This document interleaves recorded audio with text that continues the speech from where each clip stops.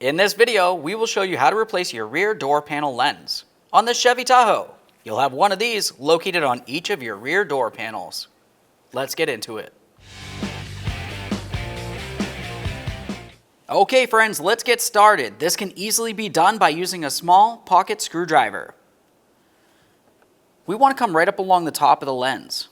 In approximately this position, you want to gently start pressing down in between the door panel and the lens and gently pry this apart.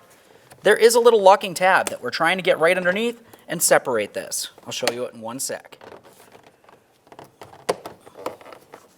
There's the tab. I came between the door panel, got onto this, and pressed it down. Now we can take hold of that lens, give it a little wiggle, and remove it from the door. And there it is. All right, let's get ready to install our brand new lens. You'll find on one side of it, you have the singular ear that protrudes out. That will be aiming forward. We'll take this and slide it in there. And now we can roll the rest of it in. Listen for a click. Make sure it's secure all the way around. Aside from that, thanks for watching. When only the best will do, demand TRQ. The only company that lets you view before you do.